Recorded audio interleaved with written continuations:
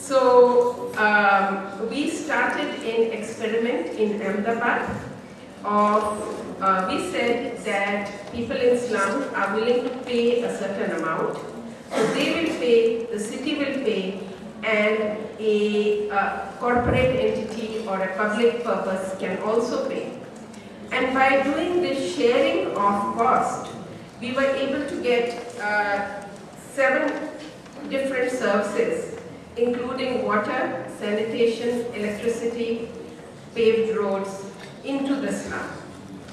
And next one, we have a picture here of just before the slum was, what you can't see here is that there are no toilets also, but there was collection of water, very dirty.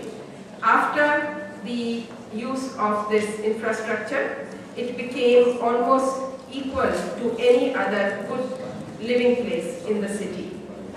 Next. We did a small study and we found that 100% of the people who took the infrastructure said that their health status had improved. And when we actually counted the spending on health, it had decreased by 71%. So their expenses on health had decreased 71%. 25% said their productivity and income had improved, and 87% said that their social status had improved. So they were earlier, because they lived in a dirty place, they were not respected, but now they were respected by the rest of the city and by their relatives also. This model we then took to other cities and are presently working in 7 new cities on water, reaching basic infrastructure, water and sanitation, and so far SEWA working alone has reached 140,000 families. And we show to the government how important it is that people should have both water and sanitation. As it has been said, the governments want to restructure our cities.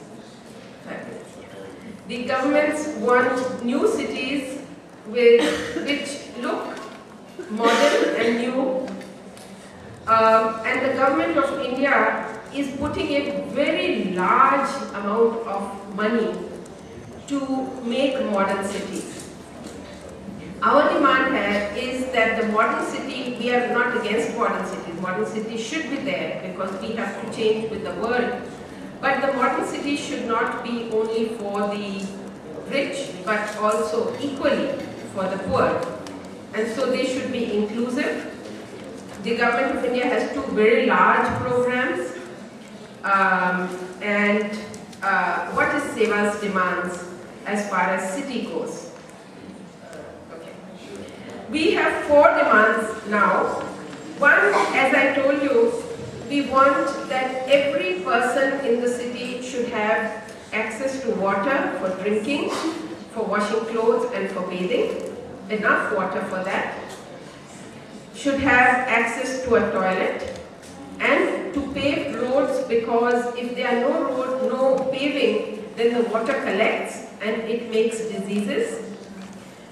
And we say that every person should have this infrastructure regardless of whether they live in a legal, illegal, private, public, whatever land they are living in.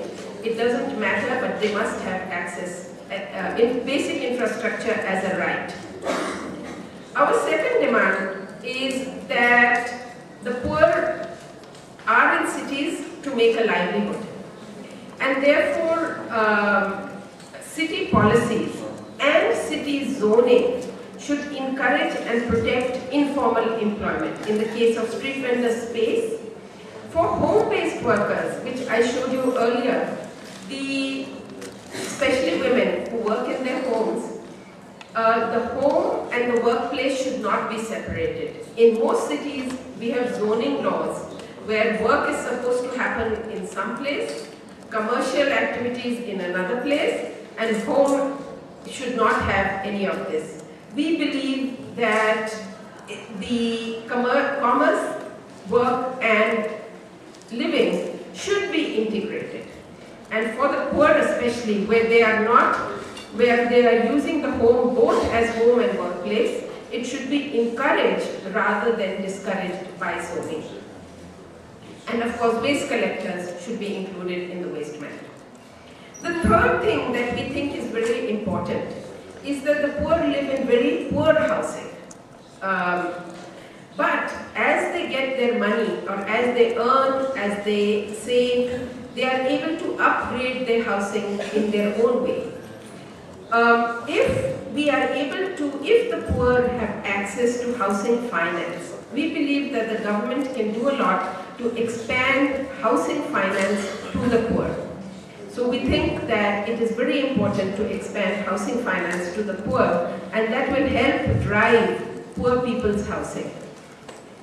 And finally, and the most difficult issue, and something that we are learning in India from different countries in Latin America, is that our poor people live in the slums, but they do not have property right, they don't have title.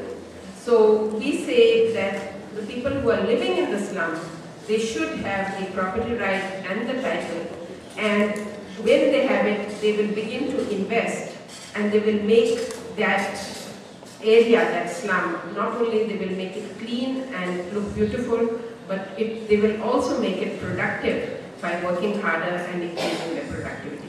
So we believe that when the city pays full attention in both housing, infrastructure and livelihood to the poor, the city will be not only inclusive, but will be a much more beautiful place, because beauty does not lie in buildings, but beauty lies in people. Thank you.